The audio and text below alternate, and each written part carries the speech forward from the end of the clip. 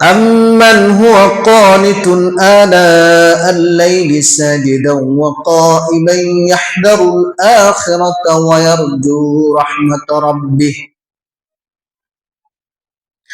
أمن هو قانت آناء الليل ساجدا وقائما يحذر الآخرة ويرجو رحمة ربه তারা কি সমান হতে পারে যে কানিতুন আলা আল-লাইলি সাজিদা রাতে সেজদা অবস্থায় কাটায় ওয়াকাইমা এবং দাঁড়ানো অবস্থায় কাটায়।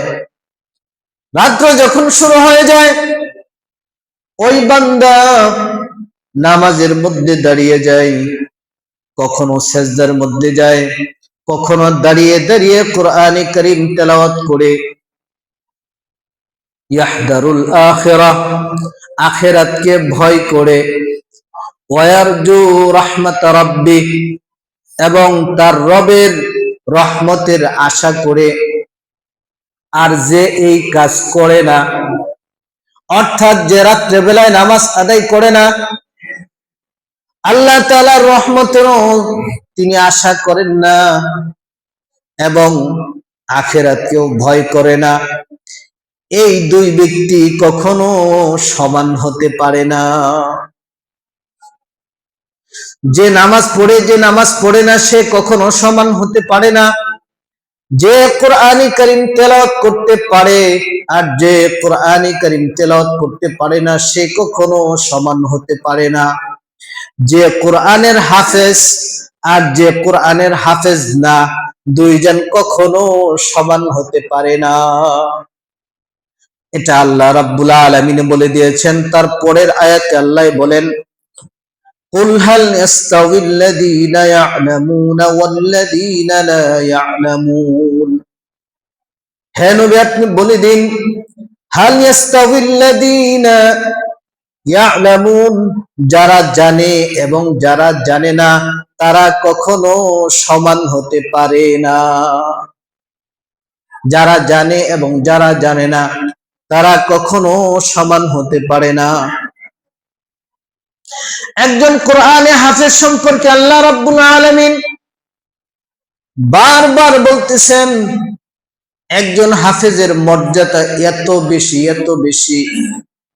আল্লাহ রাব্বুল আলামিন বলেন, ইন্না নাহনু নাযালনা যিকরা ওয়া ইন্না লাহু লাহাফিযুন।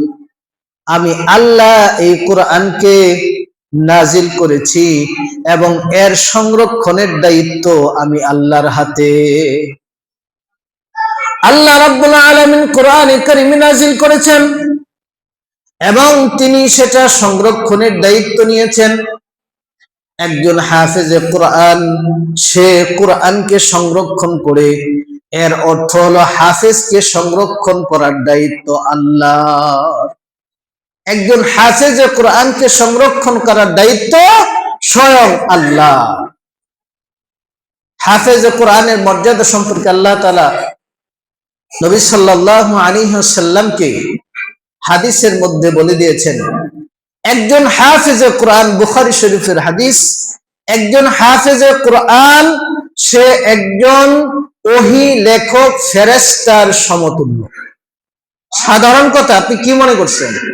একজন হাফেজে কোরআন, বুখারী শরীফের হাদিস, একজন হাফেজে কোরআন একজন ওহী লেখক ফেরেশতার সমতুল্য। আল্লাহ রাব্বুল আলামিন রাসূল করিম সাল্লাল্লাহু আলাইহি সাল্লামকে আরেক হাদিসের মধ্যে, আবু দাউদ শরীফের হাদিস, সেই হাদিসের মধ্যে মহানবী সাল্লাল্লাহু আলাইহি ওয়াসাল্লাম বলতেছেন, হাফেজে কোরআনকে সম্মান করা আল্লাহকে সম্মান করার সমান। কি মনে করছেন? হাফেজে কোরআন যে সম্মান করা আল্লাহ তাআলাকে সম্মান করার সমান। তিন ব্যক্তি সম্পর্কে হাদিস আসছে। এক নম্বর হচ্ছে এমন মুসলিম যে মুসলমান, আল্লাহর আনুগত্যশীল মুসলিম, যখন বৃদ্ধ হয়ে গিয়েছে, বৃদ্ধ মুসলিম আল্লাহর আনুগত্যশীল, শয়তান গোলা না। কতদিন সে বুড়া হইতে চায় আর শয়তান হইতে চায়, বুড়া হইতে চায়, শয়তানের বুদ্ধি তার মাথার মধ্যে ঢুকতে থাকে, কেমনে কি করে দেব, এইগুলো সম্পর্কে না। মুসলিম, মুসলিম মানে আনুগত্যশীল, আল্লাহর আনুগত্যশীল বৃদ্ধ তাকে সম্মান করা, হাফেজে কোরআনকে সম্মান করা, ন্যায় বিচারক বাদশা যিনি, সেই বাদশাকে, এই তিন ব্যক্তিকে সম্মান করা আল্লাহকে সম্মান করার সমান। আল্লাহ রাব্বুল আলামিন এই হাফেজে কোরআন সম্পর্কে বহু গুণ আল্লাহ রাব্বুল আলামিন বলে দিয়েছেন। যিনি হাফেজ হবেন, কোরআনে কারীম সম্পর্কে পারদর্শী হবেন, আল্লাহ রাব্বুল আলামিন তার মা বাবাকে কাল কিয়ামতের মাঠে এমন একটা নূরের টুপি পরিয়ে দেওয়া হবে, এমন একটা তাজ মুকুট পরিয়ে দেওয়া হবে, যে মুকুটটা পরার পরে যদি সূর্য উদিত হয় তাহলে মুকুটের আলোর কারণে সূর্যের আলো ম্লান হয়ে যাবে। এই মনে করেন আমরা যে লাইট ব্যবহার করি, এই আজকে দিনের মধ্যে যদি 10,000 পাওয়ার লাইট একটা জ্বালিয়ে দিই সূর্যের সামনে, লাইট কি দেখা যাবে? দেখা যাবে? লাইট যেমন দেখা যাবে না, কাল কিয়ামতের মাঠে যিনি, নবী সাল্লাল্লাহু আলাইহি ওয়াসাল্লাম বলতেছেন, যিনি কোরআন শিক্ষা করলো, সহিহ শুদ্ধ কোরআন হিফজ করলো এবং সে অনুযায়ী আমল করলো, তার মা বাবাকে কাল কিয়ামতের মাঠে সবার সামনে এই টুপি পরিয়ে দেওয়া হবে। এই টুপি পরে যখন সে বের হয়ে আসবে, এই টুপির সামনে, এই মুকুটের সামনে যদি সূর্য উদিত হয়, যেমন 1000 পাওয়ারের বাতি সূর্যের সামনে কিছুই দেখা যাবে না, এই মুকুটের সামনে কয়েক হাজার সূর্য কিছুই হবে না। এরপরে আমার নবী সাল্লাল্লাহু আলাইহি সাল্লাম বলেন যে যদি তার মা বাবাকে এই সম্মান দেয়া হয়, তাহলে তোমরা অনুমান করো একজন কোরআনের হাফেজকে কি সম্মান দেয়া হবে। অথচ সমাজের মধ্যে হাফেজের কোনো দামই নেই। সে কি হাফেজ? আরে হাফেজ, আপনি কি মনে করছেন একজন হাফেজ হওয়া? আপনি তো কুল হুয়াল্লাহু সূরা কইতে পারেন না, হাফেজের সমালোচনা তো ঠিকই করতেছেন। রাস্তাঘাটে বইয়া যার সম্পর্কে আপনি সমালোচনা করতেছেন, তিনি রাত্রে নামাজ আদায় করে নামাজের মধ্যে কয়েক পারা পড়ে, আপনি তো কুল হুয়াল্লাহু সূরা কইতে পারেন না। আল্লাহ তো এখানে বলে দিছে, কুল হাল ইস্তাউইল্লাযীনা ইয়ালামুনা ওয়াল্লাযীনা লা ইয়ালামুন, যারা জানে যারা জানে না কখনো সমান হতে পারে না। আল্লাহ বলে দিছে এই কথা। তা আপনি কিভাবে তার সম্পর্কে সমালোচনা করতেছেন? আপনার ভিতরে কি আছে? কিন্তু সাবধান, সবার সম্পর্কে সমালোচনা করতে যায়েন না, ঈমান নিয়ে কবরে যেতে পারবেন। আল্লাহ রাব্বুল আলামিন এই হাফেজের মর্যাদা কাল কিয়ামতের মাঠে কিভাবে দিবেন? সমস্ত মানুষ যখন দাঁড়িয়ে থাকবে, তখন আল্লাহ তাআলা একটা ঘোষণা দিবেন, এই সবাই দাঁড়িয়ে যাও, সমস্ত ফেরেশতারা তোমরা দাঁড়িয়ে যাও। এখন তোমাদের সামনে দিয়ে আসছে দুনিয়াতে যারা আমার কোরআনকে সংরক্ষণ করেছে, আমার কোরআনকে যারা ধারণ করেছে, তাদেরকে সংবর্ধনা দেওয়া হবে, তোমরা সবাই দাঁড়িয়ে যাও। কাল কিয়ামতের মাঠে হাজার হাজার কোটি মানুষ, যেখানে হাজার কোটি মানুষ থাকবে, সেই কোটি মানুষের সামনে একজন সামান্য, যার কাছে আপনার কোনো মূল্য নাই, এই হাফেজকে আপনি দাঁড়িয়ে সম্মান করবেন কাল কিয়ামতের মাঠে। এটা আল্লাহর ফয়সালা। অথচ এমন মানুষ, এমন ব্যক্তি সম্পর্কে সমালোচনা করে যে সূরা ফাতিহা পড়তে জানে না, সূরা ফাতিহা পড়তে জানে না, নামাজ ধরছে 50 পারনের পর।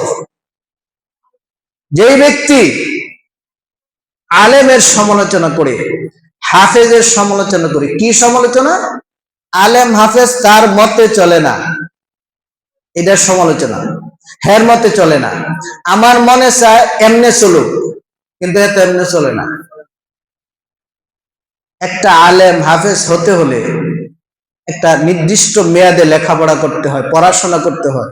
এত বছর পড়াশোনা করে বেটা আইছে আপনার গোলামি করার জন্য, আপনার কথা মতো চলার জন্য, আর আল্লাহর নির্দেশ অনুযায়ী চলার জন্য।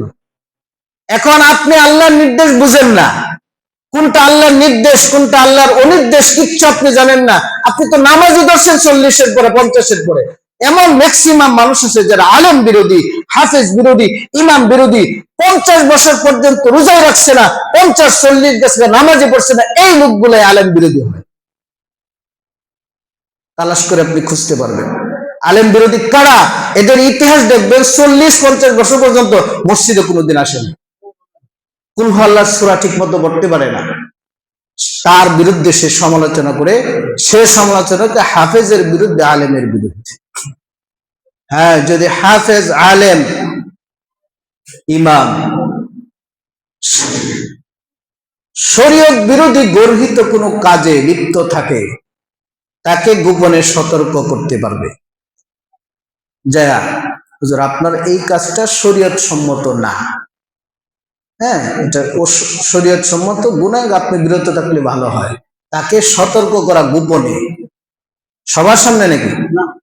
একজন হাফেজ সম্পর্কে বলা হয়েছে, এই হাফেজে কোরআন সে যদি কোনো ভুল করে ফেলে, করার কারণে তাকে যখন জাহান্নামে দেয়া হবে, জাহান্নামে দেওয়ার পরে তার বডির মধ্যে জাহান্নামের আগুন ধরবে না।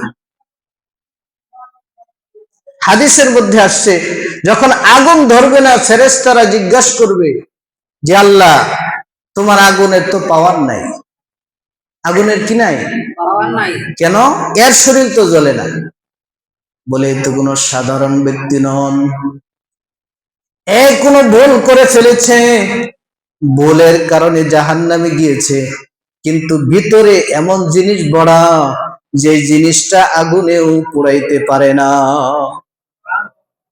দুনিয়ার অবস্থাটাই কি, আপনারা অনেকেই দেখেন ঘরের মধ্যে আগুন লাগে যা সব পুরা ছারখার, কোরআন শরীফ ঠিকই রয়েছে, দেখেন নাই, শোনেন নাই, সব পুরে ছারখার, কিন্তু কোরআনে কারিমের মধ্যে কোনো স্পর্শ নাই। দুনিয়ার আগুনে যদি এই কোরআনকে পুরাইতে না পারে, যার ভিতরে এটা ঢুকায় ফেলাইছে, তাকে জাহান্নামের আগুনেও স্পর্শ করতে পারবে না।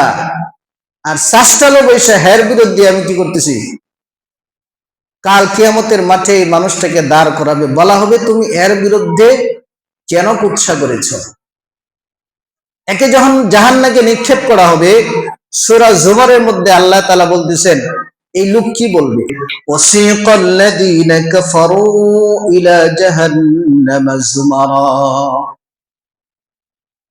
ওয়াসিকাল্লাযীনা কাফারু ইলা জাহান্নামা যুমারা, ওই সমস্ত আল্লাহর অবাধ্যকারী ব্যক্তি যারা দুনিয়াতে আল্লাহর হুকুম পালন করে নাই, এদেরকে যখন জাহান্নামে টেনে টেনে নেওয়া হবে দলে দলে, কারো লম্বা চুলের মধ্যে ধরে জাহান্নামে নিক্ষেপ করা হবে, কারো দাড়ির মধ্যে ধরে জাহান্নামে নিক্ষেপ করা হবে, কাউকে নিক্ষেপ করা হবে উল্টো করে। এই অবস্থায় যখন জাহান্নামে আনবে, হাত্তা ইদা জাউহা ফুতিহাত আবওয়াবুহা, জাহান্নামের দরজা যখন খুলে দেওয়া হবে, নিক্ষেপ করবে, সেই মুহূর্তে ক্বালা লাহুম খাজানাতুহা, সেই জাহান্নামের ফেরেশতা তাকে জিজ্ঞাসা করবে, আলাম ইয়াতিকুম রুসুলুম মিনকুম, তোমাদের কাছে কি, আলাম ইয়াতিকুম আসে নাই তোমাদের কাছে, রুসুলুম মিনকুম তোমাদের মধ্য থেকে কোন রাসূল, তোমাদের মধ্য থেকে কোন দূত কি আসে নাই, ইয়াতলুনা আলাইকুম আয়াতি রাব্বিকুম, তোমাদেরকে কোরআনের আয়াত পড়ে পড়ে কি বুঝাই নাই, ওয়ায়ুনদিরুনাকুম লিকা ইয়াউমিকুম হাদা, আজকের এই কঠিন মুহূর্তের কথা কি তোমাদেরকে জানাই নাই, বুঝাই নাই, এই দিন, হাসরের দিন, কিয়ামতের দিন তোমাদের সাক্ষাৎ করবে, এই কথা কি তারা তোমাদেরকে বুঝাই নাই,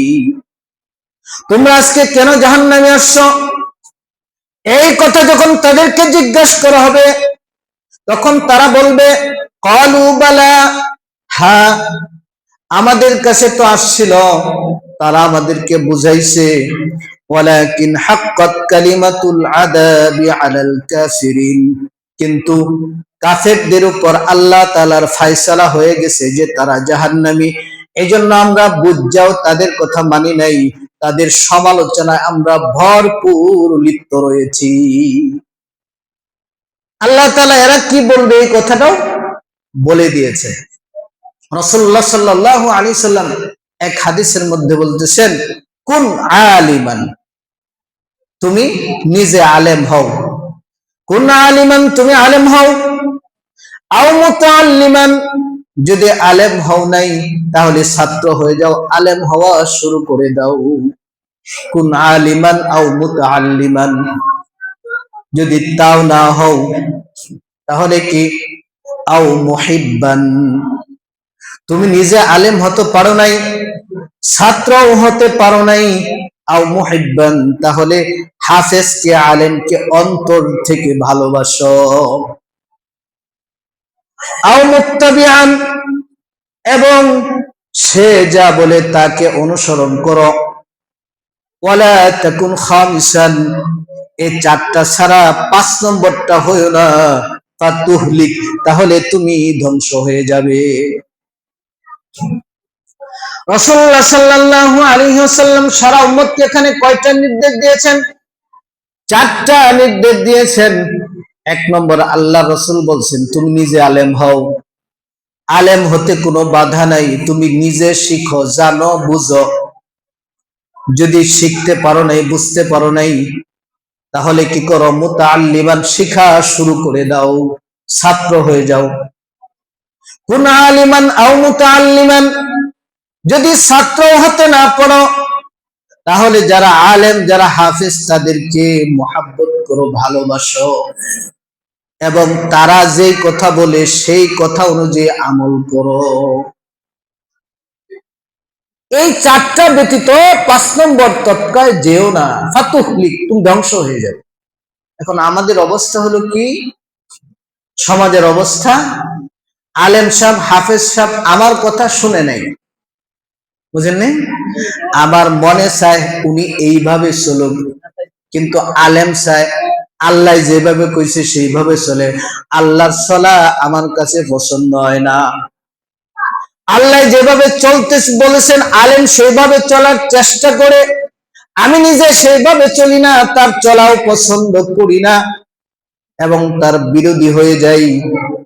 আল্লাহ তাআলা এই বিরোধী দলকে কাল কিয়ামতের মাঠে জিজ্ঞেস করবেন, তোমার সাথে এই আলেমের কি দ্বন্দ্ব হয়েছিল, তোমার সাথে হাফেজের কি দ্বন্দ্ব হয়েছিল, তোমার কি জমি নিয়েছিল, তোমার কি বাড়ি নিয়েছিল, তোমার জমির সাথে তার সীমানার কোনো ব্যবস্থা ছিল, যা নিয়ে তার সাথে তোমার বিরোধ ছিল, সব কিছু জিজ্ঞাসা করার পর যখন কোনো কিছুই পাওয়া যাবে না, শেষ মুহূর্তে পাওয়া যাবে যে আলেম শরীয়ত সম্মত ভাবে চলেছে, এই কথা তার ভালো লাগে নাই, এই জন্য সে আলেম বিরোধী হয়ে গিয়েছে, এই জন্য সে হাফেজ বিরোধী হয়ে গিয়েছে, তখন এই লোকটার অবস্থা কি হবে আপনারা অনুমান করে নেন। যার মর্যাদা এত বেশি আল্লাহ তাআলা দিয়েছেন যে একজন হাফেজে কোরআন একজন ওহী লেখক ফেরেশতার সমতুল্য।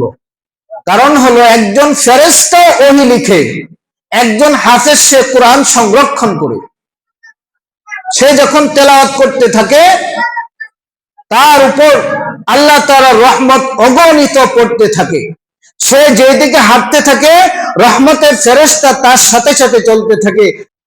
আপনার ভিতরে দেখেন আপনি কি আছেন, আপনি কয়টা আমল করেছেন, কারাই কাজগুলো করে। একজন হাফেজের সাথে, একজন আলেমের সাথে, একজন ইমামের সাথে মুসল্লির কোন জমি নিয়ে দ্বন্দ্ব আছে, সম্পদ নিয়ে দ্বন্দ্ব, কি নিয়ে দ্বন্দ্ব লাগে? হ্যার মতো হে চলে না, হ্যার মতো চলবে কেমনে, তোমার মতো চলবে কেমনে, তুমি তো মূর্খ, কিচ্ছু জানো না। আল্লাহ তাআলা কুল হাল ইস্তাবিল্লাযীনা ইয়ালামুনা ওয়াল্লাযীনা লা ইয়ালামুন, যার সম্মান আল্লাহ দিয়ে দিয়েছেন, যে জানে যে জানে না তারা কখনো সমান হতে পারে না। তুমি তো তার সমান না, তুমি কিসের জন্য তার বিরোধিতা করো, তার পিছনে লাগিয়ে থাকো।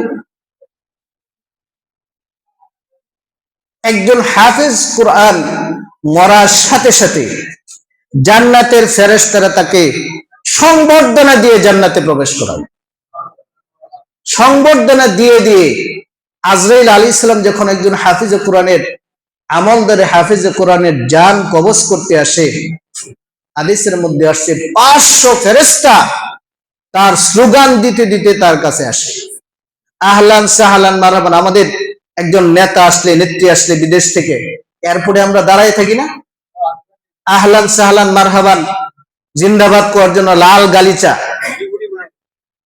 ওইখানে আল্লাহ তাআলা, রাসূল সাল্লাল্লাহু আলাইহি সাল্লাম বলেছেন, একজন তালিবে ইলম, একটা মাদ্রাসার ছাত্র যে হাফেজি করতেছে, কোরআন শিক্ষা করতেছে, সে যখন রাস্তা দিয়ে হেঁটে যায়, ফেরেশতারা তাদের নূরের পর তার পায়ের নিচে বিছিয়ে দেয়। লাল গালিচা না, নূরের পাখা বিছিয়ে দেয়। আপনি তাকে ভালোবাসেন না, তাকে মহাব্বত করেন না, কাকে মহাব্বত করবেন, কাকে ভালোবাসবেন? মাদ্রাসার ছোট ছোট ছাত্র যারা কোরআন শিখে, তাদেরকে মহাব্বত করবেন, তাদেরকে ভালোবাসবেন। এদেরকে মহাব্বত করলে, এদেরকে উৎসাহ দিলে আল্লাহ আপনাকে ভালোবাসবেন। আল্লাহ নির্দেশ এটা, আমার নবী সাল্লাল্লাহু আলাইহি ওয়াসাল্লামের নির্দেশ এটা, কুন আলিমান আও মুতাআল্লিমান আও মুহিব্বান আও মুত্তাবিআন ওয়ালা তাকুন খামিসান। আল্লাহ রাসূল বলতেছেন, এইটা ছাড়া অন্য কিছু করিও না, অথচ আমরা তার বিরোধিতা করতেছি।